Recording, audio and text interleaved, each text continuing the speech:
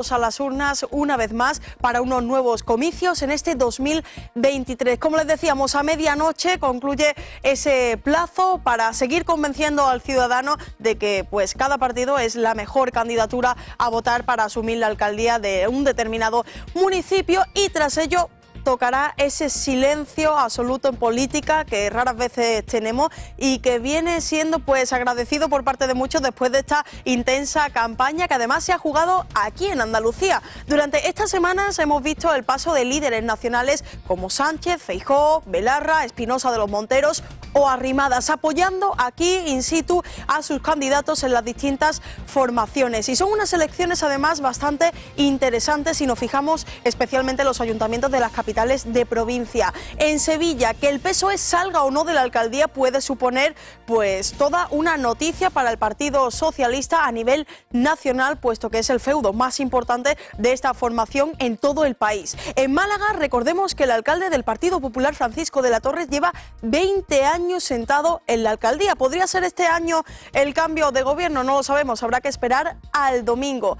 Allí en Cádiz, en la capital gaditana, la cosa también está reñida y puede que haya bastantes sorpresas porque se presentan 11 partidos, un número récord, y sí, lo que está seguro es que el actual alcalde, José María González Kichi, no formará de nuevo parte de ese gobierno municipal de la alcaldía porque no repite en estas elecciones. Muchas incógnitas y mucho de lo que hablar en este viernes previo a las elecciones, último día de campaña, que por cierto coincide con la entrada en vigor de la ley de la vivienda, una norma que sale adelante, que ya ha salido adelante después de años de negociaciones y los últimos meses también intensas de negociación. Lo principal es que extiende un año más el tope a la subida del alquiler, un 2%, y un 3% será ya en 2024. A partir del 2025 se aplicará un nuevo índice que regulará estos precios. La UNESCO advierte a la Junta de Andalucía: Doñana podría dejar de ser patrimonio de la humanidad con la ley de regadíos aprobada por el Partido Popular y Vox. Desde el organismo internacional aseguran que es perjudicial para el Parque Nacional porque compromete aún más la falta de agua que sufre y ocasiona la pérdida de biodiversidad. En los deportes, fin de semana importante para el fútbol andaluz en Liga Santander. Cádiz y UD Almería tienen por delante una jornada vital para sus intereses, puesto que se miden a rivales directos como el Celta de Vigo y el Real Valladolid. Ambos defenderán su posición respecto al descenso ante su gente en el nuevo Mirandilla y el Powerhouse Stadium, con la intención de certificar su permanencia en caso de victoria, mientras que una caída les metería de lleno en el abismo.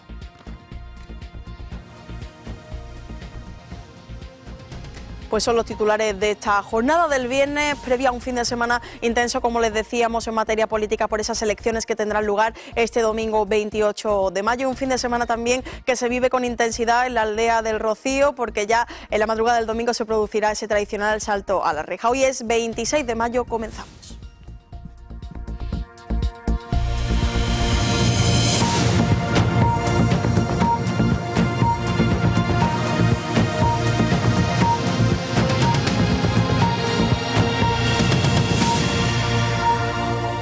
Pues como les decíamos, hoy acaba la campaña electoral para esas elecciones municipales y la polémica sobre la compra de votos y el caso del secuestro de Maracena en Granada centra la actualidad. Todas las formaciones están reaccionando al levantamiento del secreto de sumario que coincide con esta recta final de la campaña. El juez ha citado a declarar al número 3 del PSOE andaluz y exalcalde de Maracena, Noel López, ante posibles indicios de su vinculación con los hechos, pero López niega cualquier tipo de vínculo y anuncia que tomará acciones legales. Para la actual alcaldesa, Berta Linares, se está haciendo un uso político del caso, mientras que desde el Partido Popular piden explicaciones. El presidente de los populares y jefe del Ejecutivo Autonómico, Juanma Moreno, ha dicho que hay que ser prudentes mientras esté en curso la investigación y será después de entonces cuando el PSOE deba tomar medidas. Es decir, que se está mintiendo y se está difamando a una persona, y esto no se puede permitir en un Estado de Derecho y con el ordenamiento jurídico en la mano, ¿no? Por tanto, mirar, esa persona, el secretario de Organización, ha emitido un comunicado claro, preciso, al que yo me remito. Yo pido, por tanto, el respeto y exijo las disculpas de aquellos que se han pronunciado esta mañana sobre algo que es mentira, el secretario de organización, ni está imputado, ni está investigado, como ha dicho el Tribunal Superior de Justicia de Andalucía en un comunicado esta misma mañana. Y por tanto le pido al señor Moreno Bonilla que ese estupor que tenía esta mañana diga si ya se le ha pasado o piensa pedirle disculpas a la persona a la que se refería o incluso al PSOE, al que una vez más sin duda se le difama desde el punto de vista de su crédito y su imagen pública. Por cierto, a 48 horas de unas elecciones. No todo vale, y mucho menos en un Estado de Derecho y con un ordenamiento jurídico. Pues son las declaraciones del secretario general del PSOE en Andalucía, Juan Espadas, respondiendo a las últimas reacciones por parte del Partido Popular. Y ahora sí, escuchamos las declaraciones del presidente de la Junta de Andalucía y presidente también del Partido Popular a nivel andaluz, Juanma Moreno, que ha dicho que de momento hay que ser prudentes, esperar a esa investigación de este caso Maracena, pero que desde luego el Partido Socialista tendrá que dar explicaciones si se confirma esa imputación.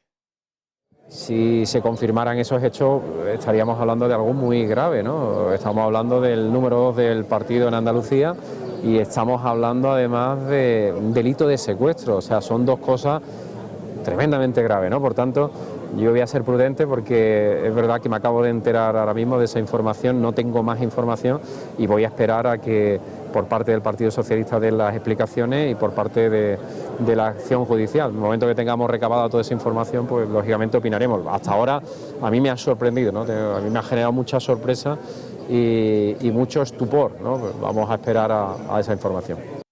Un caso que veremos si pasa factura al socialismo andaluz, al igual que la noticia de compra de votos en Mojácar, Almería, se lo hemos estado contando estos días. A esa trama y a la de Melilla se suma una más. En Murcia han quedado detenidas 13 personas, entre ellas la candidata del PSOE en el municipio de Albudeite.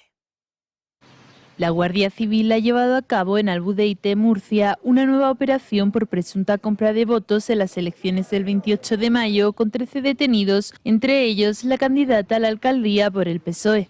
Además de dicha candidata, en la operación por presunta compra de votos por correo a cambio de dinero, también ha sido detenido el número 19 en las listas de los socialistas, Héctor Antonio Martínez. Los 13 detenidos y 2 investigados en Albudeite han quedado en libertad con medidas cautelares tras pasar a disposición judicial por su relación con una presunta trama por compra de votos similar a la desarrollada en Mojácar, en Almería, en el que también han sido arrestados 2 candidatos del Partido Socialista. Esta semana también se ha llevado a cabo otra operación en Melilla desarrollada por agentes de la Policía Nacional que dejó a 10 detenidos, entre ellos a un consejero de Coalición por Melilla.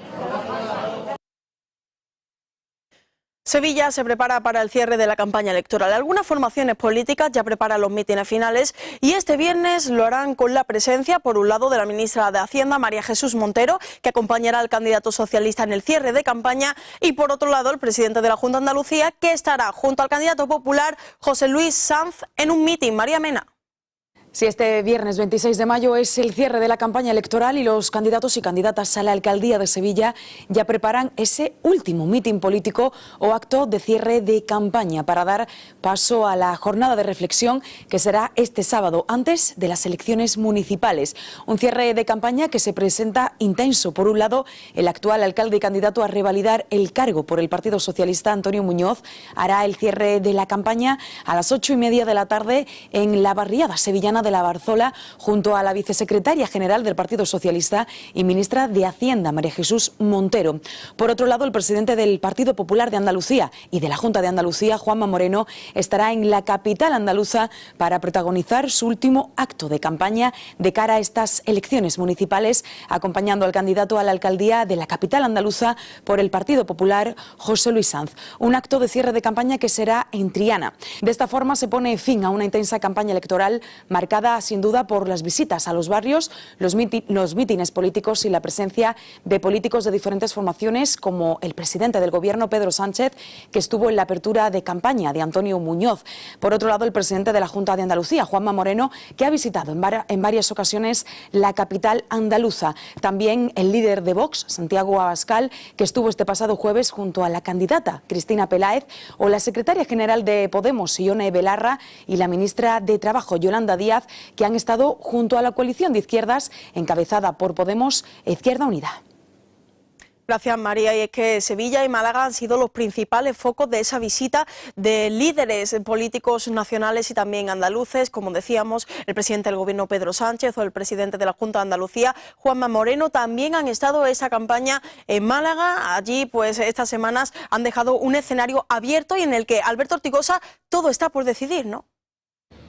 Sí, ya no se puede decir eso de que el 28M esté a la vuelta de la esquina, porque lo tenemos directamente de frente, y es que hoy, viernes 26, se cierra la campaña electoral de estas elecciones municipales 2023, una campaña que, por supuesto, ha sido intensísima, con temas clave como el problema de la vivienda, también los pisos turísticos o la plusvalía por la herencia, y que, por supuesto, se ha intensificado aún más si cabe en estos últimos días, sin ir más lejos. Ayer, el candidato a la alcaldía por el Partido Popular y actual alcalde de Málaga, Paco de la Torre, recibió la visita de un histórico como es José María Aznar, y hoy también en el cierre de campaña el candidato del Partido Socialista, Dani Pérez, va a estar acompañado de la vicepresidenta primera, Nadia Calviño, y también del secretario general del Partido Socialista de Andalucía, Juan Espadas. Como ven, todos los partidos ultiman ya los detalles, especialmente estos dos que parece que van a ser quienes se jueguen la alcaldía, el PP y el PSOE, aunque mucho cuidado también al papel que pueden tener otros partidos, que puede ser clave a la hora de definir quién se queda finalmente en la casona del Parque. Por ejemplo, tenemos a Vox, que parece que por primera vez va a entrar en el Ayuntamiento de Málaga, así lo dicen las encuestas. Por otro lado, la coalición de izquierdas de Con Málaga, con Podemos, Izquierda Unida, y que lidera Toni Morillas, también parece que va a obtener en torno a un 9% de los votos y 3 concejales. ¿Y qué va a pasar con Ciudadanos? Esa es una de las grandes preguntas, porque consiguieron representación en 2019, pero las encuestas dicen que en este 2023 la van a perder. En cualquier caso, ya digo, estos partidos pueden ser completamente clave para decidir quién se queda con la alcaldía, si Francisco de la Torre y el Partido Popular o Daniel Pérez y el Partido Socialista. En cualquier caso, ya lo saben, mañana jornada de reflexión y este domingo todos a las urnas para disfrutar de la gran fiesta de la democracia. Gracias, Alberto. Y como han escuchado, Málaga recibió la visita del expresidente del Gobierno por el Partido Popular, José María Aznar. Participó en un acto de la Fundación FAES organizado por el Círculo Empresarial de Málaga y allí hizo una reflexión sobre la situación política del país. Aznar aseguró que España necesita un gobierno menos dependiente para tomar decisiones determinantes. ¿Cuáles son las dos características especiales de la situación política hoy en España? Pues son dos, en mi opinión. Uno, es el único país prácticamente del mundo en donde su gobierno está formado o apoyado por personas que quieren destruir el país. No que quieren destruir el gobierno, que quiere destruir el país. Y en segundo lugar, está liderado por personas que son el ejercicio del antiliderazgo. El liderazgo es la renuncia a posiciones propias en favor del bien común, no el sacrificio del bien común en favor de posiciones propias. Y por lo tanto, esas dos combinaciones marcan un terreno que no es deseable, en mi opinión. Y por tanto, si no son posibles los acuerdos porque las divergencias y los objetivos compartidos no existen, ¿qué será lo mejor? Pues en mi opinión lo mejor es que España tenga un gobierno lo más fuerte posible, lo menos dependiente posible. ¿Por qué? Porque va a tener que tomar decisiones inevitables. Y seguimos con el repaso a este fin de campaña electoral en las distintas provincias andaluzas. Nos vamos a Cádiz, allí la cosa está reñida. Se presentan 11 partidos a estas elecciones, aunque los favoritos son el Partido Popular, Adelante Izquierda Gaditana y el PSOE. Unos comicios en los que no repite Lucía Páez el actual alcalde, José María González Kichi. Sí, así es. Hoy finaliza la campaña electoral que se resolverá este domingo 28M en las urnas. Mañana, durante la jornada de reflexión aquí en la ciudad de Cádiz, efectivamente habrá mucho que reflexionar, ya que no hay ningún candidato actualmente, ningún candidato favorito para ostentar esa vara de mando del ayuntamiento de la ciudad. Entre 3 candidatos está la cosa, entre Bruno García, candidato del PP, David de la Cruz, el sucesor de José María González Kichi, actual alcalde de la ciudad de Cádiz por el partido Adelante Izquierda Gaditana, y Óscar Torres, número 1 de las listas del Partido Socialista. Es posible que el PP sea quien saque la mayoría de los votos, pero aún así no conseguirá mayoría absoluta. Por otro lado, Adelante Izquierda Gaditana puede ver penalizada la salida de su actual alcalde y número 1 del partido, José María González Kichi, que ha estado gobernando en la ciudad durante durante los últimos 8 años. También puede penalizarle la salida de Podemos, de esa coalición de izquierdas, ya que le puede robar algún que otro voto y algún que otro concejal. Por otro lado, el PSOE de Óscar Torres se muestra totalmente esperanzado, y es que posiblemente este año será el partido de izquierda más votado en la ciudad de Cádiz. Como digo, todavía no hay nada decidido. La ciudad de Cádiz está viviendo esta campaña electoral con mucha expectación. Hoy será el final de campaña y esperemos que esos indecisos acaben por decidirse y que este domingo 28 vayan a votar para decidir el futuro de su ciudad. Gracias, Lucía. ¿Y qué hay de Jerez? Allí gobierna actualmente el PSOE con la alcaldesa Mamen Sánchez. Su objetivo es ser reelegida este domingo, pero la intención del Partido Popular es desbancarla de la alcaldía. Pero aún, eso sí, hay que esperar para saber si habrá o no cambio de gobierno allí en Jerez. Álvaro Moreno. Así es, la campaña electoral llega a su fin y los partidos ya preparan los últimos detalles de cara a las elecciones del domingo. Unas elecciones que vendrán marcadas por la romería del Rocío. Desde el PSOE de Jerez, con la alcaldesa actual, que es Mamen Sánchez, tuvieron un mitin para cerrar la campaña electoral, que contó con el apoyo de Pedro Sánchez, el presidente de gobierno, que vino a dejar claro que Mamen Sánchez era la mejor candidata y la mejor alcaldesa que podía tener Jerez en los próximos años. Desde el PP también dicen que quieren acabar con el sanchismo, quieren acabar con Mamen Sánchez y con el PSOE, y además les gustaría gobernar en solitario. Ellos quieren ser la fuerza más votada y no descartan tener que pactar con Vox. Luego tenemos las encuestas, que las encuestas nos dicen que los partidos ganadores serían los de la izquierda, ya que el PSOE podría hacer gobierno, formar gobierno con los partidos de la izquierda, así conseguir la mayoría absoluta. No sabemos qué pasará, todo se verá el domingo, todos los partidos están luchando, están consiguiendo los máximos votos posibles para poder formar gobierno y poder llegar a la alcaldía de Jerez de la Frontera. Gracias por esos detalles. Nos vamos a otra plaza clave en Cádiz, el puerto de Santa María. Allí tiene preparada una tarde de cierre de campaña electoral, los distintos partidos por todo lo alto. Adrián Zurera.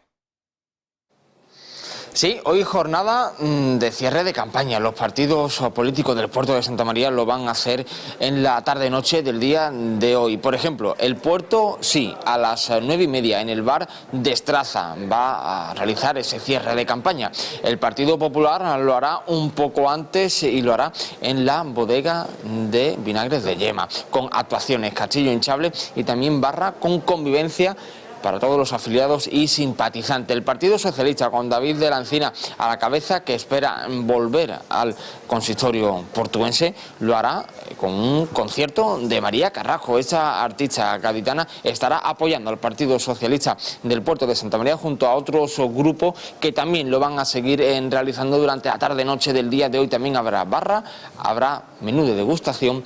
Todos los simpatizantes y también personas del partido, los afiliados, estarán apoyando a David de la Encina, que espera retomar, como digo, ese consistorio portuense, mientras que Germán Beardo del Partido Popular espera seguir 4 años más al frente del Ayuntamiento portuense. Gracias, Adrián. En este recorrido que estamos realizando por nuestra autonomía, cómo no hacer parada en el centro de Andalucía, en Antequera. Allí la campaña ha sido bastante intensa también. Actualmente está gobernando el Partido Popular con Manolo Barón como alcalde. ¿Y qué pasará de cara a esas elecciones del próximo domingo? Pues nos lo cuenta María Rosales. Adelante. Saludos desde Antequera. Sí hay un calificativo para esta campaña aquí en la ciudad del Torcal. Ha sido intensa, especialmente se notaba ayer en ese debate que hacíamos en esta casa con 3 de los 4 candidatos que se presentan a la alcaldía. Estuvo en este plató Partido Popular, Izquierda Unida y Partido Socialista. Vox, como ya ha ocurrido en otros espacios, pues no quiso participar de ese debate. Aquí se ha vivido un cierre prematuro de campaña. Optaron Partido Popular e Izquierda Unida por hacer cierres en la tarde de ayer, especialmente con un mensaje, y es llamar a los antequeranos a las urnas. Tenemos una alta abstención en las municipales aquí en esta ciudad, por eso los partidos, también el PSOE, invitan a todos los ciudadanos a acercarse y votar en este 28 de mayo. No tenemos encuestas aquí en la ciudad del Torcal, no manejamos esos datos. Si hay claras intenciones por parte de los partidos, el Partido Popular busca revalidar esa mayoría absoluta de Manolo Barón, sería la 4ª que tendrían los populares, y precisamente dice el candidato del Partido Partido Socialista, que ha sido estos años de mayoría absoluta en la oposición los que le han hecho crecer ante la adversidad. Busca volver al Ayuntamiento de Antequera. El Partido Socialista estuvo hasta 2011 gobernando más de 30 años este ayuntamiento. Izquierda Unida estrena candidata, se trata de Pilar Ruiz, que busca consolidar o al menos aumentar esos 2 concejales que tiene actualmente en el Ayuntamiento de Antequera. Por delante, ya lo ven, sábado de reflexión y después un domingo en el que contaremos desde aquí, desde Antequera, qué ocurre en ese interesante 28 de mayo. Gracias, compañera. No perderemos de vista ninguno de esos municipios y nos vamos a otro donde la campaña ha sido bastante tranquila, toda una rareza. Hablamos de Ronda. Las 7 formaciones que concurren a estas municipales han hecho una campaña muy deportiva en la ciudad del Tajo, donde se prevén unos resultados bastante apretados. José María Abel. Los partidos políticos de la ciudad de Ronda tienen ya todo preparado para realizar su cierre de campaña esta tarde. Hay que recordar que son más de 27.000 los rondeños que están llamados a las urnas para el próximo 28 de mayo. En nuestra ciudad se presentan 7 formaciones. El Partido Popular con la actual alcaldesa de Ronda, María de la Paz Fernández, el Partido Socialista con Francisco Cañestro, Izquierda Unida, que se presenta en una coalición con Podemos y Más País, que llevará como candidata a Fran Sancho, Independiente Ronda con Carlos Mirasol, Isabel Barriga, que irá por Ronda 100%, Ricardo Calle por Alianza por Ronda y José Antonio Gómez por Vox. Estas son las formaciones que se van a jugar todo el próximo domingo. Ahí sabremos quién es el alcalde. Se ha desarrollado en la ciudad del Tajo una campaña muy tranquila en la que cada uno de los partidos ha intentado convencer a los rondeños de su programa electoral. Como digo, a lo largo de la tarde irán despidiendo esta campaña que hemos vivido con mucha intensidad en 101 Televisión.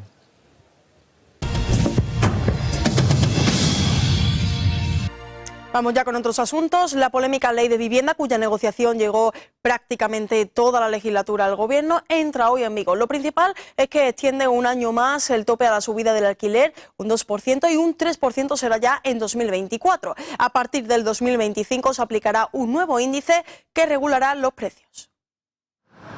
La ley por el derecho a la vivienda entra en vigor este viernes, salvo lo relativo a los incentivos fiscales aplicables en el IRPF a los arrendamientos de inmuebles destinados a vivienda, que iniciarán su vigencia el 1 de enero de 2024. La norma, publicada ayer en el Boletín Oficial del Estado, arranca su aplicación tras un periplo de más de 2 años y entre críticas por parte de promotores, empresarios, portales inmobiliarios y otras entidades, que consideran que esta ley no servirá para solucionar el problema de la vivienda en España. El primer texto de la Ley de Vivienda, en forma de anteproyecto, se aprobó por el Consejo de Ministros en octubre de 2021 y unos meses más tarde, en febrero de 2022, se aprobó ya como proyecto de ley, pasando al Congreso para su tramitación urgente. Tras meses de intensas negociaciones dentro del propio Gobierno de coalición y con los grupos parlamentarios, el Congreso dio luz verde a la Ley de Vivienda el pasado 27 de abril, mientras que el Senado hizo lo propio el 17 de mayo.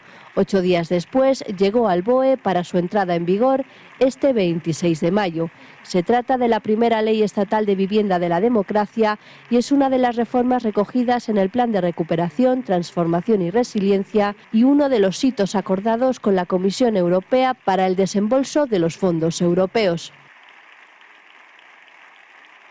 La UNESCO advierte de que Doñana podría dejar de ser patrimonio de la humanidad con la Ley de Regadíos de Andalucía. En un comunicado, la entidad internacional ha recordado que en estos últimos años se había ido advirtiendo periódicamente sobre la sobreexplotación del acuífero y posibles impactos en el sitio. Así, se explica que la creciente desecación de las masas de agua de la tierra afecta directamente a las poblaciones de aves acuáticas y se ve agravada por la sequía. Ahora, los cambios legislativos propuestos por la Junta de Andalucía son, a ojos de la UNESCO, contrarios a las solicitudes de salvaguardar el Parque Nacional. En su próxima sesión, el Comité del Patrimonio Mundial examinará el estado de conservación de Doñana y decidirá las medidas necesarias.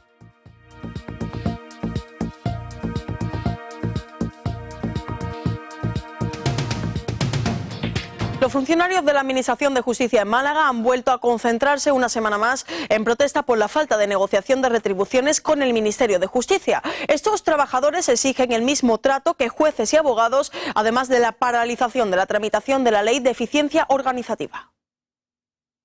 Una semana más, los funcionarios de justicia se han concentrado en Málaga en protesta por la falta de negociación que vienen demandando desde hace semanas con el Ministerio de Justicia. Este jueves los trabajadores se manifestaron en Madrid para paralizar la tramitación de la nueva ley de eficiencia organizativa que se está tramitando en el Parlamento. Primero, que se paralice la tramitación de la ley de eficiencia organizativa que está ahora mismo en trámite parlamentario. Es una ley que se quiere imponer sin negociar y que va a afectar a nuestras condiciones de trabajo, pone en peligro nuestros puestos de trabajo y parte de nuestras retribuciones. Bueno, ponen en riesgo los puestos de trabajo. Bueno, esto es una reorganización que va a suponer que se tenga que negociar una RPT y por lo tanto se va a tener que hacer una valoración de todos los puestos de trabajo en la Administración de Justicia y eso pues puede suponer, si no se negocia con nosotros, que el Ministerio de Justicia tenga carta blanca para eliminar determinados puestos de trabajo y para valorar que algunos puestos de trabajo, su complemento, pues sea menor del que es actualmente. Según el comité de huelga, se están suspendiendo centenares de juicios por los parones y han asegurado que van a mantener las movilizaciones hasta que la ministra de Justicia, Pilar Llop, se reúna con los representantes de los trabajadores. Insolac, expertos en energía renovable desde 2005, patrocina El Tiempo.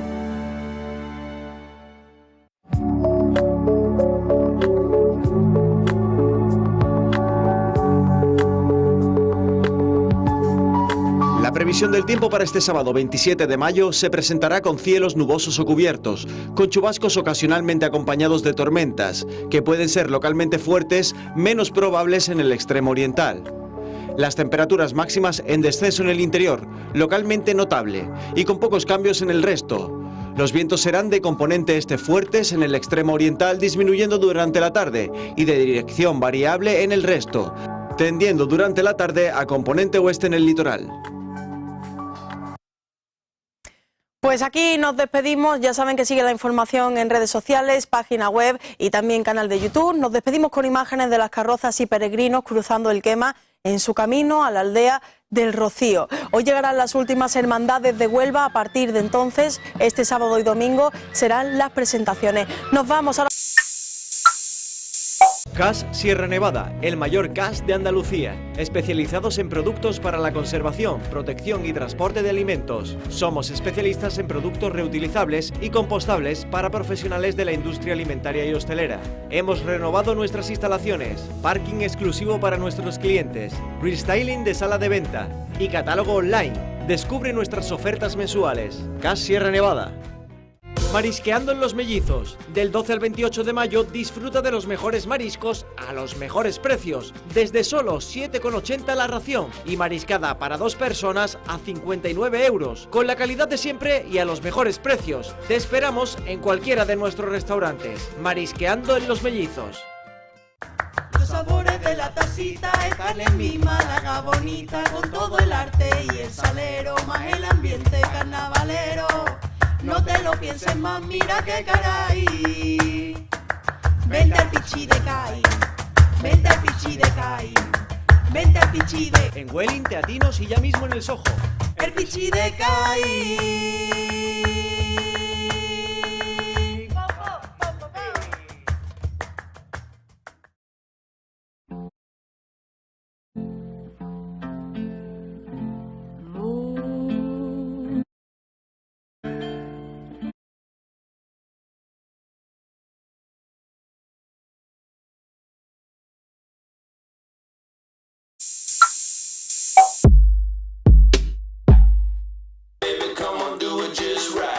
Servicios informativos.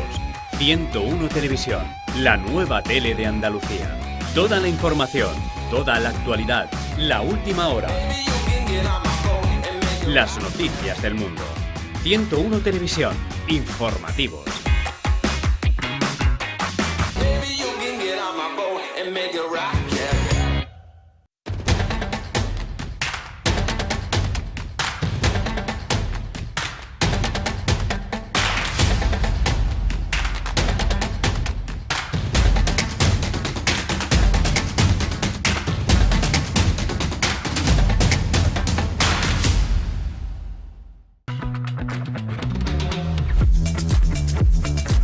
Hola Andalucía, soy Soledad Mena y os espero todas las mañanas en 101 Televisión. con historias que contar, reportajes, entrevistas y toda la actualidad informativa. Una nueva forma de mirar Andalucía, una nueva forma de hacer televisión. Todas las mañanas os espero en 101 Televisión. Hola, Andalucía.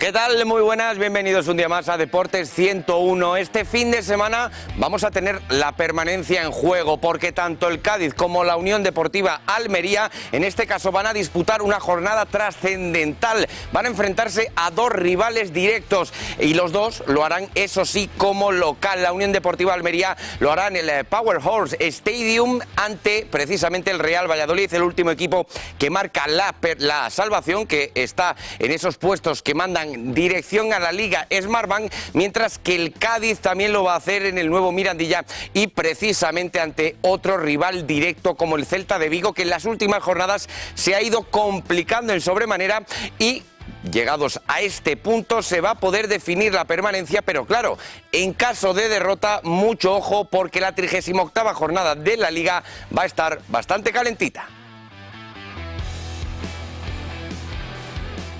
Seguimos repasando lo que va a ser el fin de semana porque Sevilla y Real Betis también tienen envites importantes, sobre todo el conjunto bético que todavía no ha confirmado esa presencia matemática en competición europea y que lo va a hacer ante el Girona, mientras que el Sevilla en este caso está absolutamente pendiente de lo que va a suceder el próximo 1 de junio en esa final de Budapest. No se juegan absolutamente nada los de Mendilibar y por eso van a recibir al Real Madrid, que tampoco tiene nada en juego el sábado. El resto de partidos, el grueso de la jornada, se llevará a cabo el próximo domingo en horario unificado a las 7 de la tarde. Pero también tenemos que hablar de la Liga Smartbank,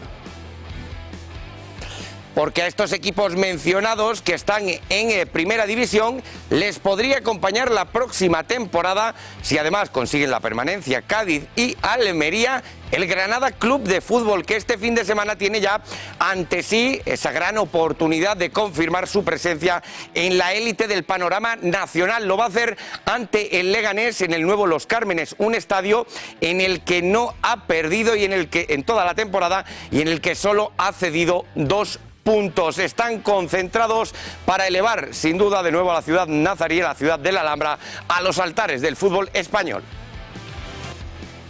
El Unicaja Baloncesto va a comenzar también los playoffs del título de la Liga ACB y lo va a hacer ante su archienemigo en esta temporada. Hablamos del Lenovo Tenerife, de Chus Vidorreta, de Shermadini, Sasu Salim, Marceliño Huertas, Dornecan y compañía. Un equipazo al que se han enfrentado 4 veces esta temporada con 2 victorias para cada uno, pero claro, el factor cancha está en favor del conjunto canario, que a priori puede llevar la voz cantante, pero mucho ojo con el Unicaja y sobre todo teniendo en el recuerdo lo sucedido en Badalona.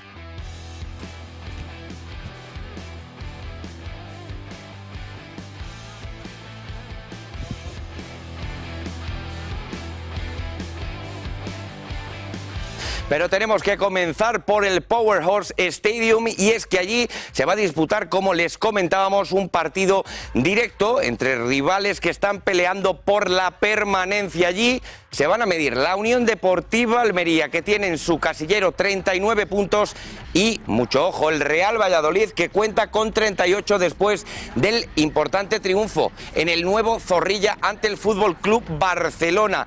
El conjunto de Rubí va absolutamente con todo y también teniendo muy en cuenta los números como local. De esos 39 puntos mencionados, 32 los han conseguido en suelo almeriense, por lo que la permanencia va a pasar sí o sí por lo que suceda en este estadio. Un triunfo puede ya certificar la permanencia o retrasarla a la última jornada, también teniendo en cuenta lo que haga el Getafe y el Español, que se enfrenta en un duelo directo ante el Valencia. Como ven, los equipos que están inmiscuidos en la lucha por la permanencia en estas dos últimas fechas se van a matar los unos con los otros.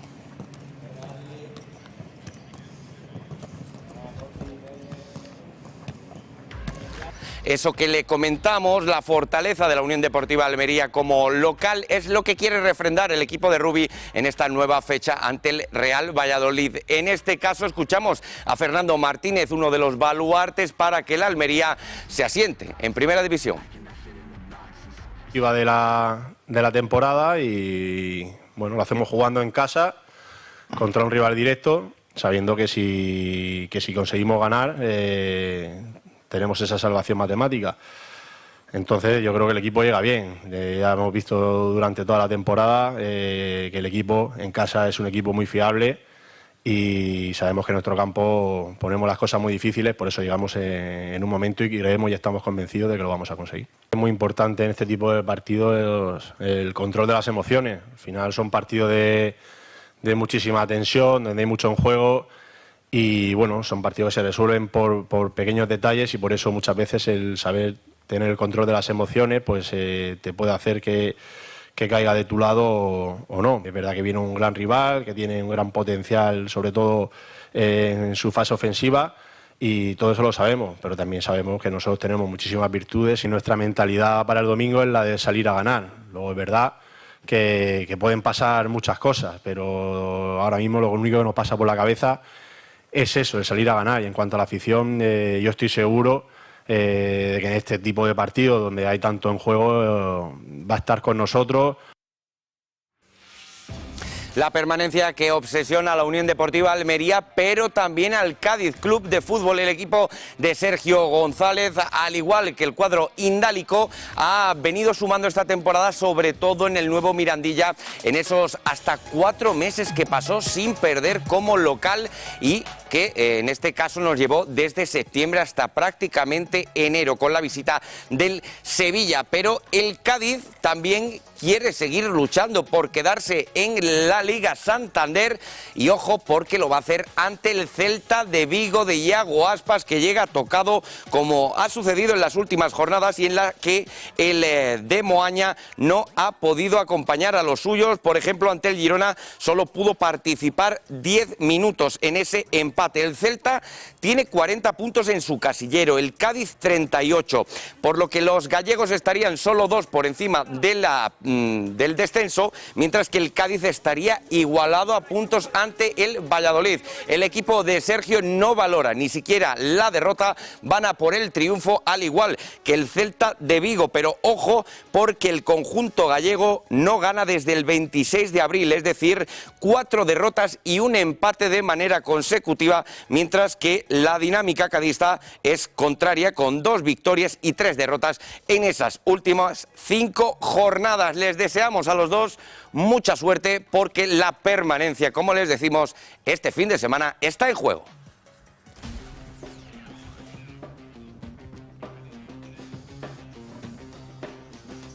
Y vamos a comenzar por el Sevilla Fútbol Club, el repaso a la actualidad del deporte hispalense, de nuestro fútbol, y empezamos con el Sevilla Fútbol Club. Allí está nuestro compañero Fran Campos para contarnos cómo va a llegar el conjunto de Mendilibar al duelo ante el Madrid, en el que no se juega nada. ¿Qué tal, Fran? Muy buenas.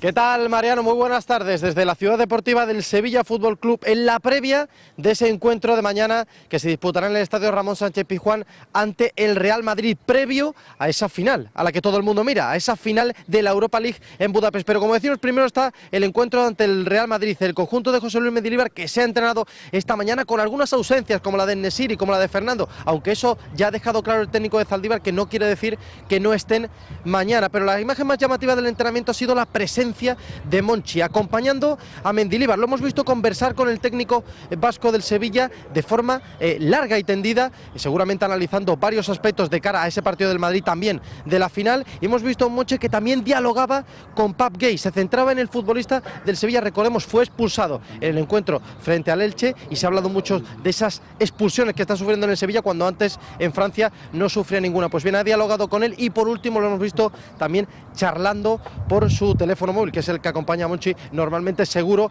haciendo gestiones. Después ha habido rueda de prensa de José Luis Mendilibar, tratando temas muy importantes, la final, el partido, cómo afecta el encuentro ante el Real Madrid de cara a esa gran final, pero sobre todo el entorno a este encuentro de mañana, todo el terremoto mediático en torno a Vinicius, al racismo. Pues bien, se le ha preguntado a José Luis Mendilibar, que como siempre ha sido claro y contundente en su mensaje.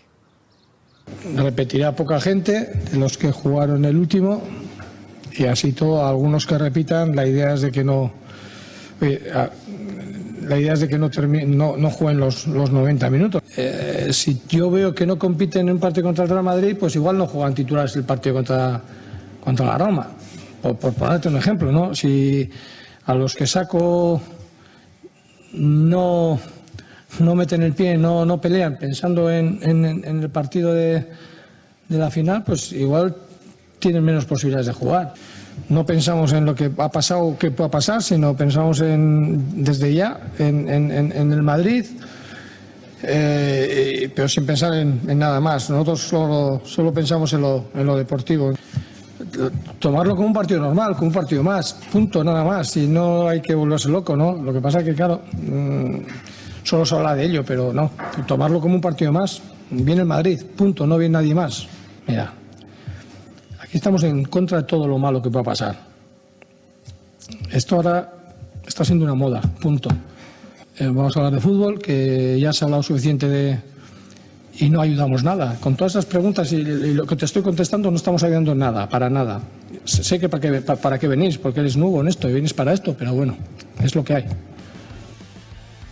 Un abrazo para nuestro compañero Fran Campos, siempre cubriendo la actualidad de los conjuntos hispalenses, y precisamente nos vamos al otro extremo de la capital para hablar del Real Betis, que de nuevo vuelve a tener esa opción de certificar su presencia en competición europea, un hecho que sería histórico por tercera temporada consecutiva. Pero mucho ojo, porque claro, se van a enfrentar a lo que podríamos llamar la revelación del tramo final de la temporada, el Girona de Michel, y además en Montilivi, un partido en el que además el Betis ha salido reforzado por lo sucedido ayer en el Sadar, en ese Reino de Navarra, en el que Osasuna superó al Athletic Club, por lo que tanto el cuadro pamplonica como el propio Athletic se quedan a 6 puntos, pero todavía tiene que certificar el Betis esa presencia por el golaveras que tiene en este caso igualado con los dos equipos. El conjunto bético que se ha ejercitado y que lo ha hecho también mirando a William Carballo, que parece haber superado esas molestias y que podría estar, se especula con que apareciera en el 11, pero incluso en el entorno bético se descarta esa tesitura. Veremos qué sucede, pero el Betis que quiere por fin ya certificar esa presencia europea.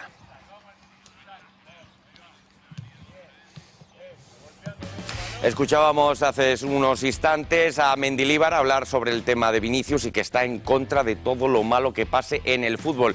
Pues bien, para que no vuelva a suceder, la Liga, mediante su presidente Javier Tebas, pide competencia para atajar estas situaciones. La Liga reclama competencias para acabar con los cánticos y comportamientos violentos, racistas y la homofobia en el fútbol. Así lo ha explicado su presidente Javier Tebas este jueves en rueda de prensa. Igual que seguiremos jurídicamente peleando porque se condene y se meta en prisión a aquellos que hagan estos insultos, y por eso queremos competencias, porque con competencias estamos seguros que en meses resolvemos este problema. Para ello, la Liga pide al Gobierno y los partidos políticos una modificación urgente de la ley contra la violencia, el racismo, la xenofobia y la intolerancia en el deporte. Tebas confía en que así... En 6 meses acabamos esto. El presidente de la Liga también se mostró partidario de la retirada de puntos y del cierre de gradas. Que sería bueno que empezásemos a pensar en el tema de los puntos. Creo que sí. Creo que sí. Yo creo que eso sería bueno que se pudiese introducir. Y negó que España sea un país racista. Lo que no vamos a hacer es estar llorando, sino trabajar para recuperar la reputación que hayamos podido perder. La Liga confía en que el caso de los insultos a Vinicius no tenga consecuencias para la candidatura conjunta al Mundial de 2030 de España, Portugal y Marruecos. El fútbol español que le dice no decididamente al racismo, porque como le venimos diciendo, no se puede producir ese tipo de casos en las gradas de los estadios de fútbol, porque repetimos, es fútbol, es la cosa más importante de las menos importantes. Tenemos que seguir porque también hay un equipo andaluz que está metido de lleno en el objetivo por regresar a la élite. Ese no es otro que el Granada Club de Fútbol de Paco López, que desde la llegada del valenciano ha ido literalmente como un tiro hasta colocarse en el primer puesto y tener en su mano el campeonato de la Liga Smartbank de la segunda división y a su vez, como decimos, volver a la Liga Santander, volver a la primera división. Para ello les vale simple y llanamente un empate ante el Leganés, porque de esa forma el Levante no podría alcanzarles, ya que Unión Deportiva Las Palmas y Alavés se enfrentan en un duelo directo por el ascenso. El que gane de los dos acompañará a priori al Granada de vuelta a la élite del fútbol.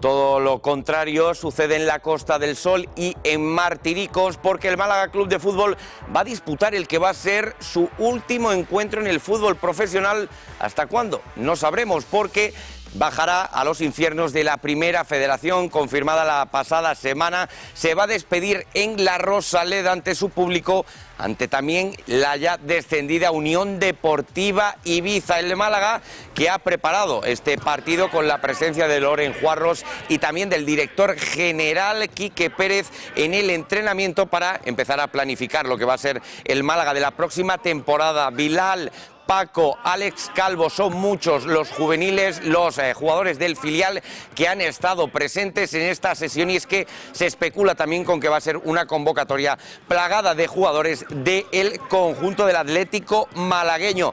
Pero hablando del Málaga, ese partido del sábado va a tener el foco también en la grada, porque se espera una absoluta movilización contra el club en protesta por el descenso. La grada de animación ha decidido llevar a cabo una movilización de 25 minutos por los 25 años que ha pasado el Málaga en la élite del fútbol y que ahora regresa al fútbol amateur. 25 minutos sin acceder a la Rosaleda, y en ese momento todos a la vez invocar esa entrada al estadio para que retumbe el sentir del malaguismo después de esta absoluta decepción.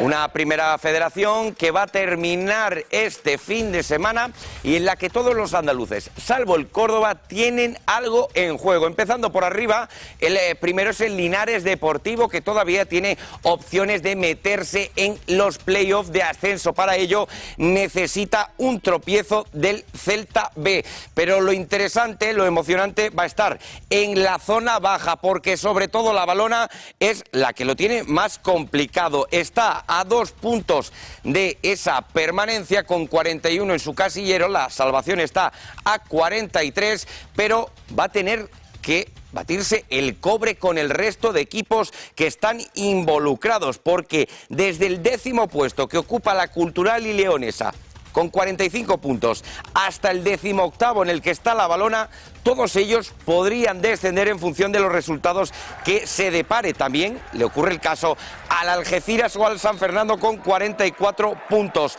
Hay horario unificado, el Córdoba jugará contra el Badajoz, en este caso el Linares lo hará en Linarejos ante el San Fernando en un duelo andaluz, la Valona ante la agrupación deportiva Ceuta a domicilio, mientras que en este caso también el Algeciras, que jugará contra el Talavera de la Reina. Nos vamos a la segunda federación. Allí vamos a ver este fin de semana el partido de vuelta de las semifinales por el ascenso, salvo el Recreativo de Huelva, que empató a 0 en el partido de ida.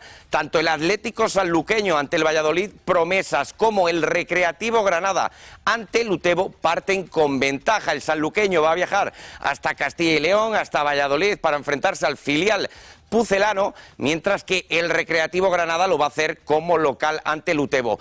Con el 1-2 de la ida, el sanluqueño con el 2-1 también espera superar al conjunto vallisoletano. Y nos vamos ahora a la tercera federación, porque en este caso tenemos dos representantes. El grupo 10º hablamos del Córdoba B y en el grupo 9º de El Palo, el equipo del este de Málaga. Empiezan la eliminatoria los dos como locales ante el Subiza, un equipo anexionado a Osasuna y que aparece como un filial del conjunto pamplonica, mientras que el Córdoba B lo va a hacer ante otro filial, el Getafe. Los dos, como decimos, en ese sorteo puro les ha tocado jugar la ida como locales.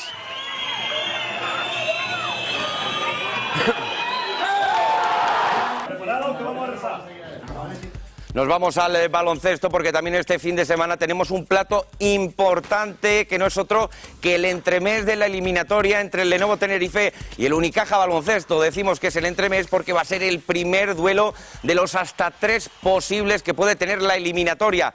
La Laguna dictará sentencia en este primer caso y mandará a Málaga la eliminatoria con un signo. Veremos si es con el 1-0 o con el 0-1. Los dos equipos se conocen de lo lindo, se han enfrentado 4 veces esta temporada, 2 en apenas una semana, tanto en BCL como el partido de vuelta en el Carpena por la Liga Endesa, pero esto es otra película totalmente distinta, es la batalla por estar en semifinales.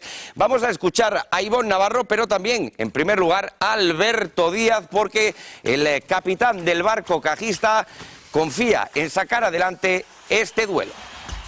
Estoy bien, es verdad que tengo una pequeña sobrecarga en el sóleo y bueno, pues eso da un poco la lata por el tobillo, que compensas un poco, pero estoy bien, estoy con optimismo y a ver si puedo llegar al domingo. No es ninguna sorpresa, cualquiera que gane creo que se la ha merecido, lo ha demostrado durante el año y no solo en un partido, y es una eliminatoria muy abierta. Hay muchas claves, creo yo. Quizá poder parar su juego de pick and roll, su bloqueo en directo, por nuestra parte correr, cerrar bien el rebote. Creo que hay tantas claves, tantas partes decisivas en esta eliminatoria que no te podría decir una. Queríamos tener el factor cancha. Nosotros en el Carpena con nuestra afición somos mucho mejores, ellos nos apoyan en los malos momentos y salimos de los baches mucho más fácil, pero no lo hemos conseguido y ahora pues ganar en Tenerife es un reto para nosotros. Seguimos hablando de este partido, hemos escuchado al pelirrojo, Alberto Díaz, y ahora lo vamos a hacer con Ivonne Navarro, que nos da las claves de esta eliminatoria entre el Lenovo Tenerife y el Unicaja. Yo creo que a estas alturas ya puede haber detalles, puede haber que algún equipo saque alguna canasta fácil con algo que se puede preparar, pero bueno, yo creo que el grosso del partido está claro, ¿no? Yo creo que el equipo que consiga llevar al partido a lo que mejor es capaz de hacer, pues tendrá mucho andado, ¿no?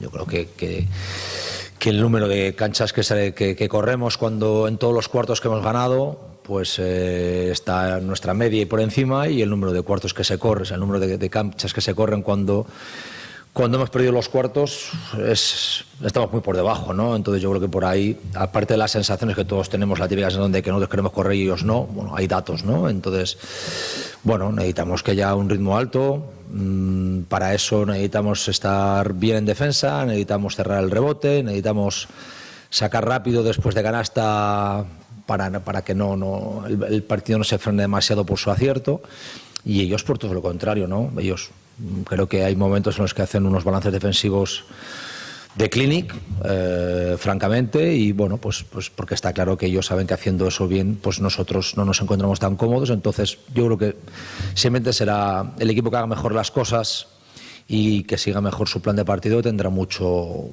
andado.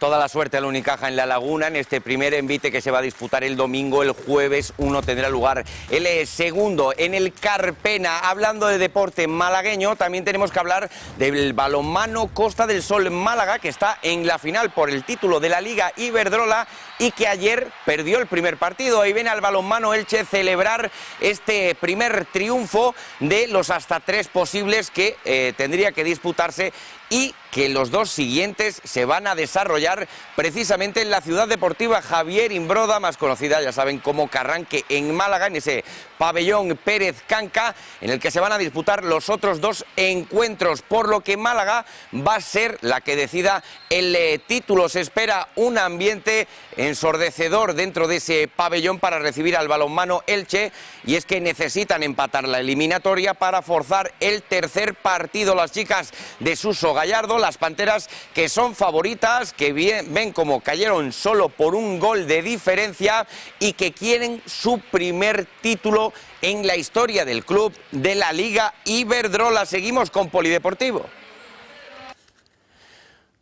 porque ahí tienen, en este caso, la localidad almeriense de Vera se prepara para acoger por 6ª vez consecutiva los campeonatos de España de tenis playa. Lo va a hacer desde el 30 de junio al 2 de julio, que se va a disputar esas categorías juveniles y de veteranos, pero este fin de semana, desde hoy, desde el 26 al 28, se va a disputar la competición absoluta de dobles e individual, y que además, dentro de la previa, se han organizado el primer curso técnico nacional de tenis playa.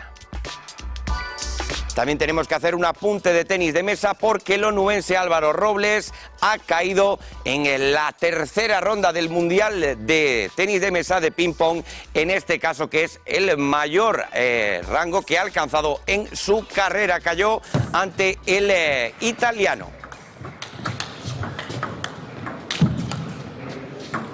Nosotros nos vamos a marchar ya porque nos quedamos sin tiempo, pero no queremos despedirnos antes sin desearle toda la suerte del mundo a los equipos andaluces que en primera división, en este caso, van a disputar la permanencia este fin de semana. Con ellos nos marchamos, que tengan un buen día.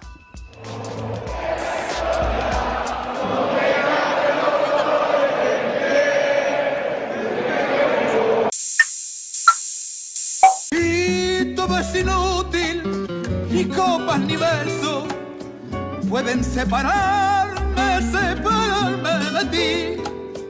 Te llevo en mi sangre, te odio y te quiero, y tengo en el pecho un infierno por ti.